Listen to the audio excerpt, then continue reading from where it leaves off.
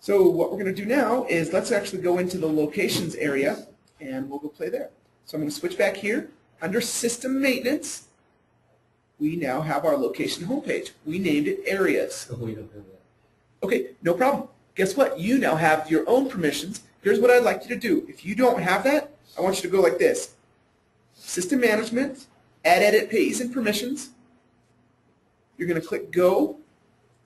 Find your name. Once you find your name, you're going to actually say System Maintenance. We're going to jump right down to the System Maintenance area. And we want to make sure that we have the one called, it's at the very bottom of that section, it's purple. Okay, and it already is pulling in our corp-wide setting there, our areas location instead of just locations. So you're going to want to have that one clicked, then hit bottom of the page and edit.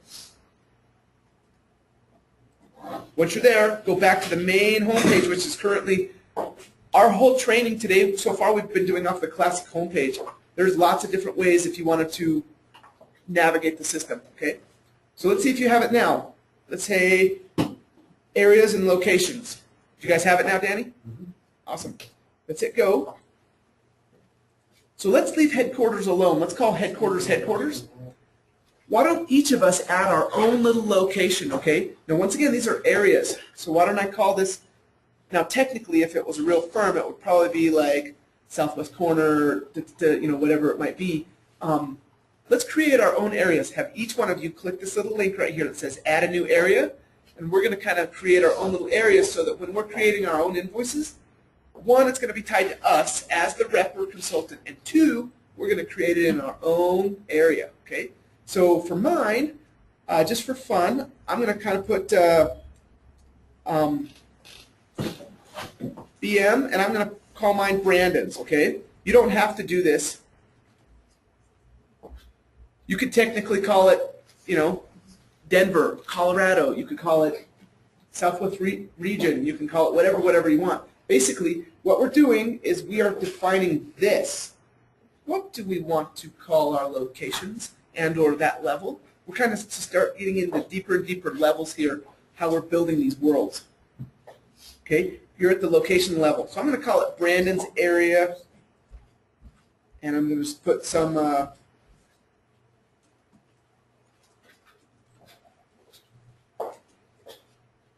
now, just so you know, these locations, when I actually do an invoice, it will technically put this information, an invoice and a PO, they're tied to locations, okay? So as soon as I create a location from this, it automatically would pull this in. So if we had a specific headquarters, 122 North Main, it'll automatically pull that in every time I use that location, okay?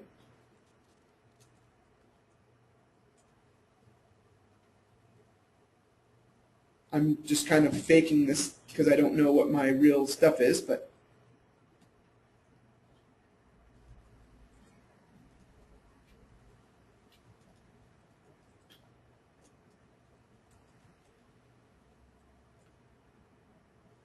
okay, as we create these things, most of our stuff won't have tons and tons of tax settings, but this whole bottom part, I'm still on the same page. I'm on the Add Edit location.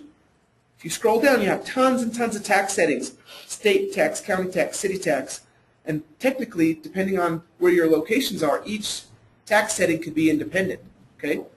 So say if you had multiple locations back east in Alabama, well, guess what? Every single little city and town is going to have something different. Your state tax is going to be 2.9. Your county tax might be 4, it might be 2, it might be whatever, but you can arrange it according to that geographic region. Here's where you would actually do your taxing type stuff.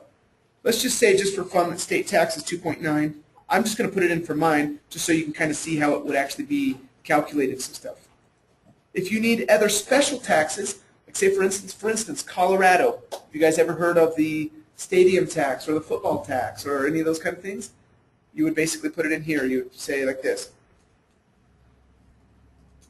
football tax, and it's at 2-point-something%, and I want this to go to all of my services and all of my unlimited items if I make it taxable. Okay, so basically it's a separate one. It's not your standard city, state, zip. Sorry, your state, county, city. Let's say we had a special one, and then add your area. Okay, so my area is in there. Let's have you guys go ahead and add an area. And fill out all the asterisk fields then. yes, yes, yes. Just kind of pop through it, and basically, once again, we're virtually just kind of creating our own little default areas.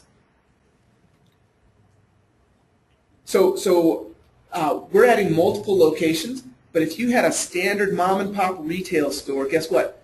They have uno location, okay? It's just mom and pop, and they're on the corner of North Main, okay? Like that's the only thing that they ever have to deal with.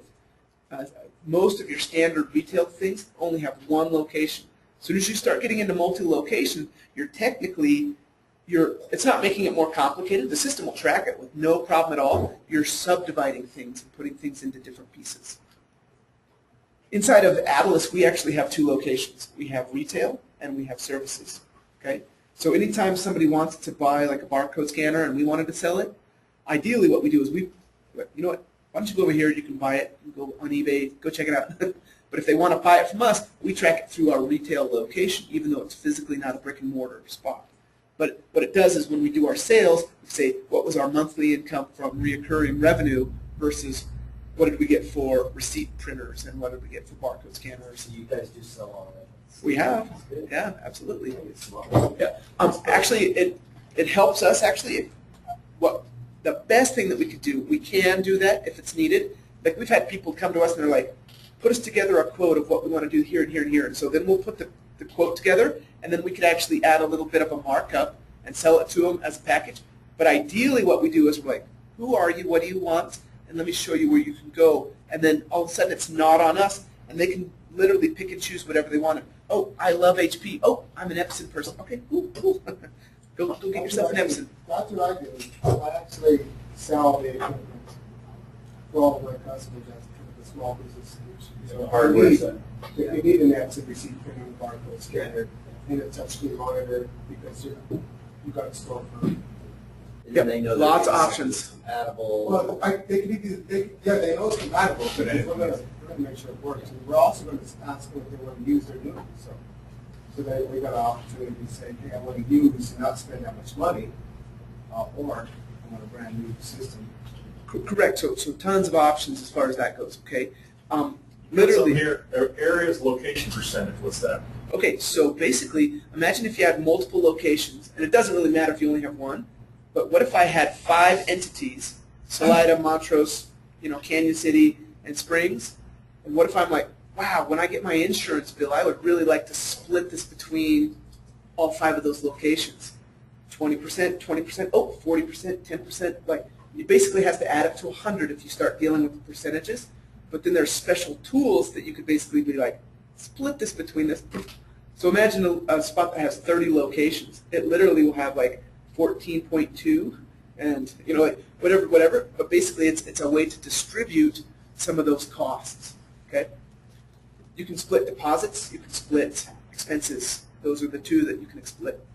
So like say you got a discount from a vendor and you're like, you know what, I want to attribute this monies to all these different locations so it shows up on your P&L. You could even split a deposit coming in locationally so it kind of cascades that, say, oh, of this cool rebate check that we got for $5,000, I put 200 on this location and 5,000, or whatever the math is. So that's how that works. That's a great question, Joe. Any other questions? I'm going to hit refresh, see how many locations we have. Oh, somebody's having fun. We're going south, yeah. Okay, perfect. But just so you know, what I want to show you is, they're very customizable as far as what you name them. And then eventually, as we go to do an invoice, guess what we get to do? Watch this. I'm just going to show you really fast. Invoice new. Just want to show you this. When I say which area would you like to go? Okay, all of a sudden they're cascading themselves further into the system, and they're then searchable by that. Okay, so anytime we see a report that's going to have BM, I know that was location Brandon's area or whatever.